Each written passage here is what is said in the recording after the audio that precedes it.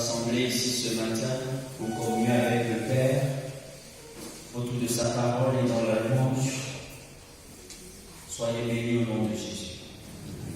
Que chacun se tourne vers son voisin et le salue. Comme ça, on va avoir un peu ce n'est-ce pas? C'est le temps qu'on fait pour son matin.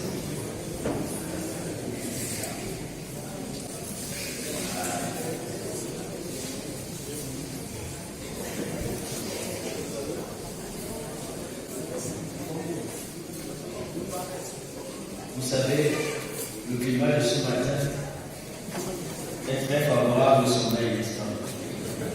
Et j'imagine que beaucoup ont dû se faire de lorsque quitter le lit ce matin avec la pluie. Et je crois que vous avez fait le bonsoir.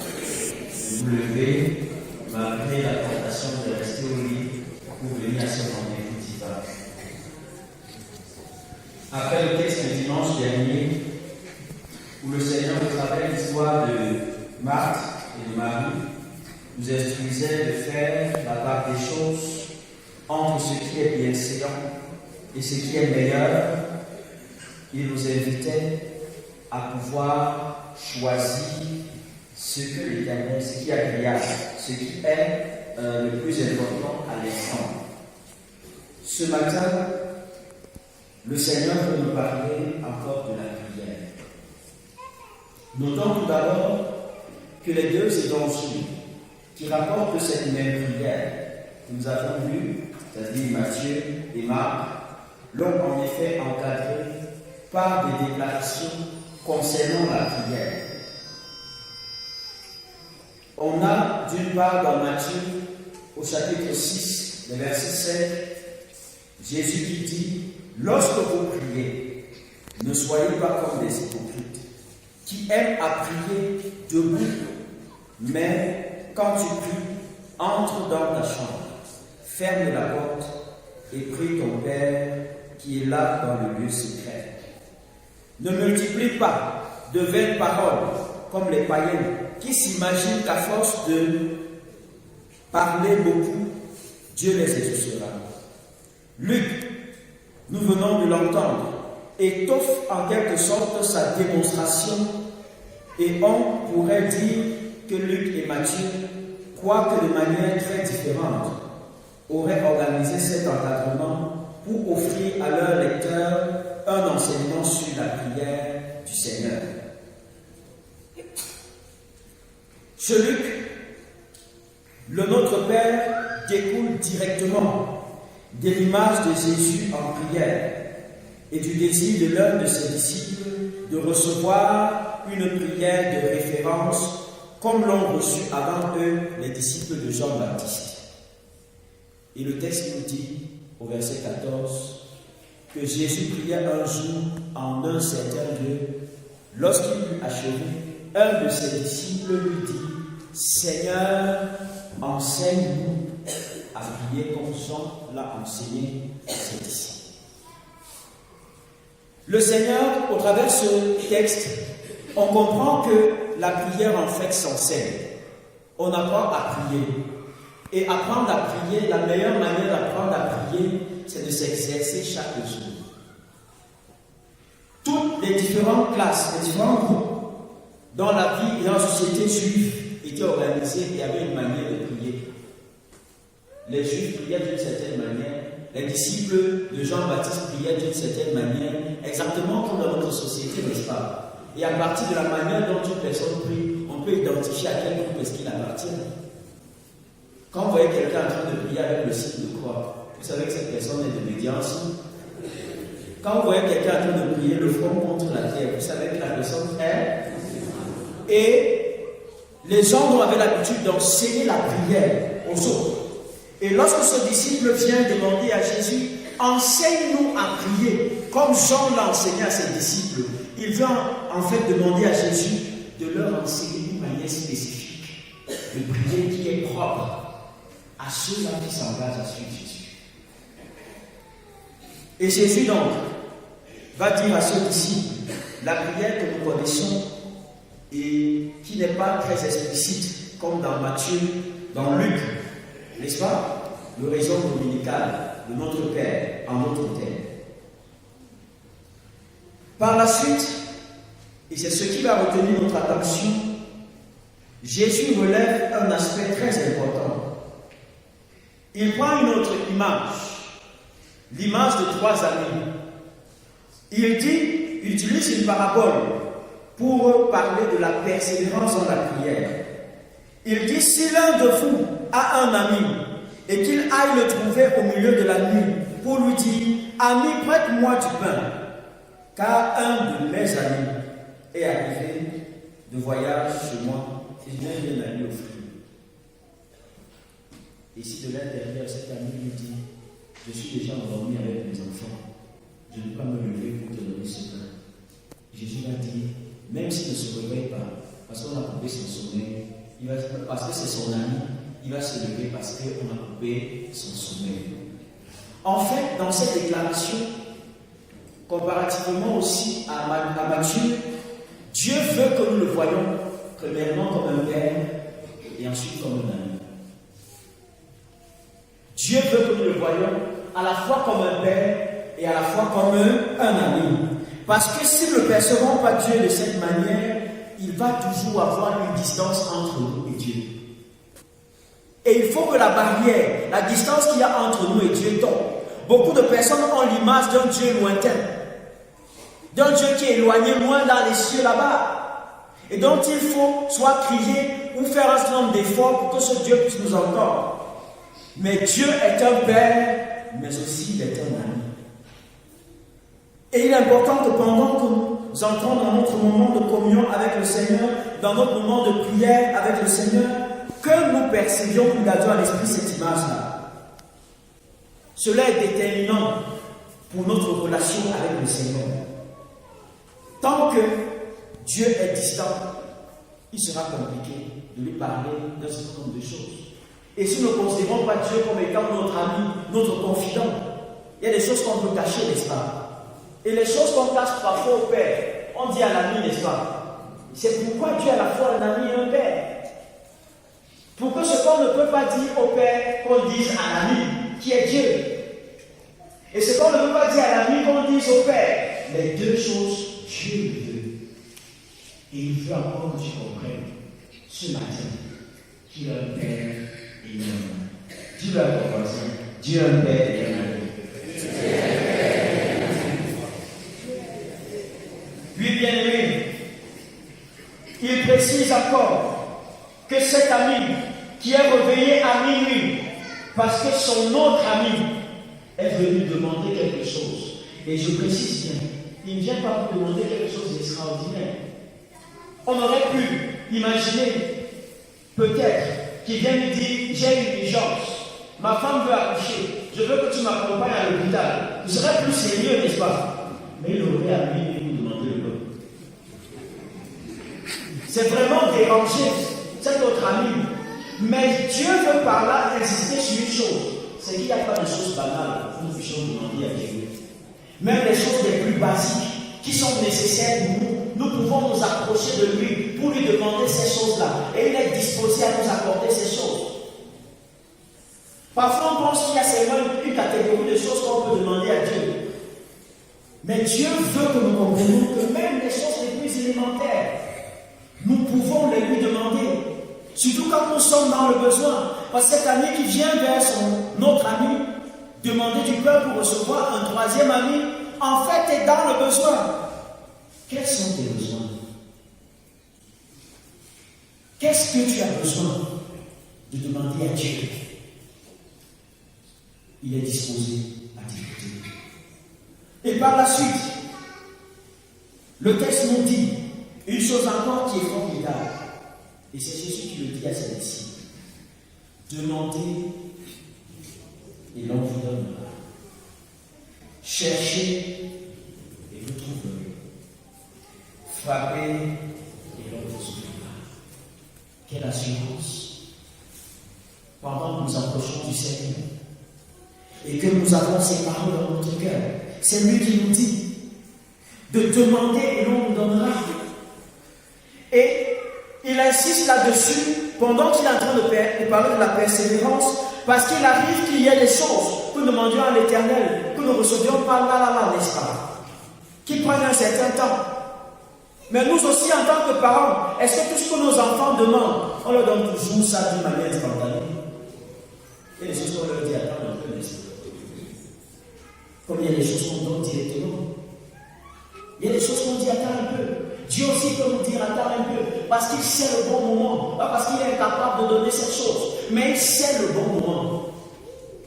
J'ai souvent dit qu'il y a des choses que si Dieu nous donne maintenant, nous risquons de nous éloigner de lui.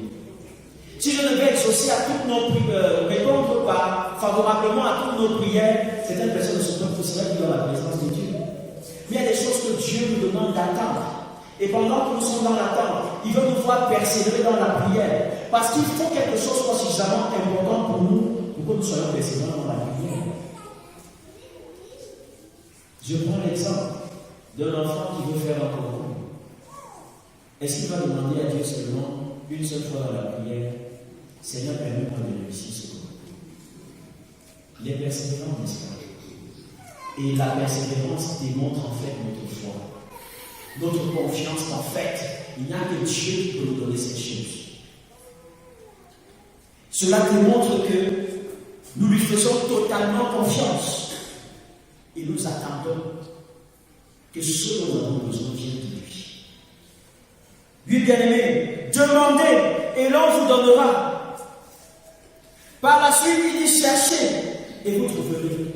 Et on peut se poser la question, il faut chercher quoi? Chercher la face de Dieu. À plusieurs reprises, dans la parole de Dieu, le Seigneur peut instruire son peuple. Cherchez la face de l'Éternel. Cherchez-moi. Cherchez l'Éternel pendant qu'il se trouve encore. Dieu veut qu'on le cherche. Et s'il y a des personnes qui ont soif de connaître le Seigneur, de rentrer dans une certaine relation de proximité avec le Seigneur, cherchez le Seigneur et vous allez le trouver. En dehors de cet aspect spirituel, Dieu voudrait aussi nous encourager à un certain effort. Prier, c'est bien, mais on ne prie pas les bras croisés. On ne prie pas entre guillemets les yeux fermés pour demander des choses à Dieu. Parce que pendant que tu es en train de prier, Dieu te montre ce dont tu as besoin. Et dans le cadre de la prière avec les célibataires, on a souvent l'habitude de leur dire, pendant que tu pries, vous demandez à Dieu de Marie, ne prie pas les yeux fermés, prie les yeux ouverts. Parce que peut-être c'est celui qui est à côté de toi. Ne prie pas les yeux fermés. Il y a des choses dont la réponse est juste à côté. Mais il faudrait que nous soyons dans les dispositions pour saisir la réponse de Dieu à notre préoccupation. Dieu voudrait que nous cherchions. Et ça nécessite un effort. Cherchez et vous trouverez. Frappez et l'on vous ouvrira. Frapper sous-entend que la porte est fermée, n'est-ce pas? Et il en est de même pour certaines situations dans notre vie qui sont comme des portes verrouillées. Et le Seigneur dit frappez. Frapper nécessite un certain effort, n'est-ce pas? Et parfois quand vous frappez, vous avez mal à la main, n'est-ce pas? Les doigts font mal. Mais il dit frapper. Ça veut dire que même si c'est douloureux, l'attente, l'insistance, frapper, le Seigneur va vous ouvrir. Il est disposé à nous ouvrir les portes qui jusqu'à présent étaient fermées. Les portes que même l'ennemi avait fermées dans notre vie. Il est disposé à les ouvrir. Et le Seigneur poursuit en disant, par comparaison à nous, en tant que Père, quel est parmi vous le Père à qui si le Fils demande le pain, lui donnera une pierre? Personne, n'est-ce pas? À moins d'être un Père anormal. Mais un Père normal ne donne que de bonnes choses à son enfant. Qui parmi vous donnerait à son fils une pierre à la place du pain? Ou alors donnerait un serpent à la place du poisson? Ou alors lui donnerait un scorpion à la place d'un œuf? Et il insiste en disant, si donc méchant que vous êtes, vous savez donner de bonnes choses à vos enfants, à combien plus forte raison votre Père qui est riche, qui n'est que vous. Parfois nous demandons et nous donnons des choses à nos enfants qui vont par leur être utile, que peut-être vont les contenter à l'instant. Mais Dieu qui est bon, il dit qu'il sait nous donner de bonnes choses. Et je voudrais dire à quelqu'un qui est en train de faiblir dans sa vie de prière, peut-être parce que découragé, parce que l'exaucement t'est arrivé, Dieu te dit encore ce matin, lève-toi et persévère dans la prière. Ça peut prendre du temps, mais ça va s'accomplir parce que Dieu est fidèle dans ses promesses. Je voudrais dire à quelqu'un qui peut-être prie depuis longtemps pour une maladie qui le dérange. Il allait de maison en maison, de médecin en médecin, d'homme de Dieu en homme de Dieu, et jusqu'à présent, il n'a pas obtenu la solution à sa préoccupation. Ne te décourage pas. Ne cède pas la résignation, mais continue de prier. En le faisant, Dieu qui entend nos prières, Dieu qui est amour, Dieu qui est bon, donnera une réponse à ta préoccupation. Et dans l'évangile de Luc, il précise, Dieu qui est bon vous donnera le Saint-Esprit. Dans Matthieu, c'est les bonnes choses. Mais Luc précise le Saint-Esprit. Et on peut se demander pourquoi le Saint-Esprit? Pourquoi est-ce que je peux venir demander à Dieu, Seigneur, je veux le peuple, Seigneur, je veux telle chose. Et lui parle plutôt du Saint-Esprit. C'est parce qu'en réalité, le Saint-Esprit, c'est la chose la plus grande que le Seigneur puisse nous donner. Si nous avons l'Esprit de Dieu en nous, nous avons la chose la plus grande que nous pouvons obtenir de Dieu. Le pain, c'est quelque chose de naturel que Dieu donne à ses enfants au quotidien parce qu'il sait quels sont nos besoins et il est prêt à les combler. Mais il va jusqu'à dire que Dieu vous donne le Saint-Esprit. Si vous le lui demandez. Autrement dit, Dieu veut des personnes qui ont soif de la plénitude de l'Esprit de Dieu dans leur vie. Parce que seule la plénitude de l'Esprit de Dieu nous permet même de demander à Dieu ce qui convient. Non pas des choses pour satisfaire notre chair, notre ego, mais des choses qui véritablement honorent et glorifient le Seigneur. Bien-aimé, Dieu a encouragé ce matin à être quelqu'un qui prie et qui persévère dans la prière. Dieu a encouragé ce matin à ne pas baisser les bras, mais à continuer de persévérer. Parce que ton Père et ton ami t'écoutent et il est disposé à t'exaucer. Qu'il bénisse dans nos cœurs l'écoute de sa parole. Amen.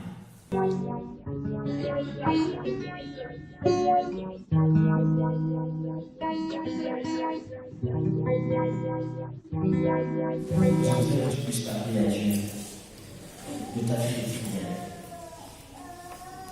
S'il y a arrivé des moments où tu t'es découragé, que je n'avais plus envie de prier pour un certain sujet, parce que l'attente était longue, dis Seigneur, donne-moi un cœur persévérant.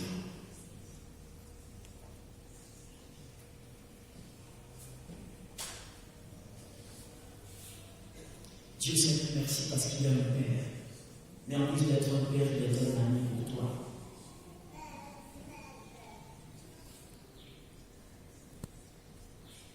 Dieu va avoir une certaine intimité avec toi.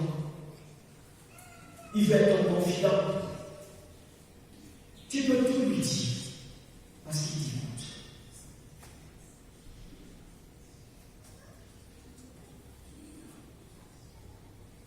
Dis Seigneur, apprends-moi à prier. Seigneur, apprends-moi à prier. Et donne-moi de prier en comptant sur toi. Parce que tu m'exauces toujours. Christ nous l'a dit. Et ta parole nous a dit encore ce matin, demandez et on vous donnera. Seigneur, je vais encore demander pour ma santé, la guérison, la restauration de la vie de ma famille, le changement de la situation de mes enfants. Seigneur, aujourd'hui encore, je veux continuer de demander jusqu'à ce que Seigneur tu me donnes. Dieu sait te donner un cœur qui le cherche, un cœur qui a soif de lui.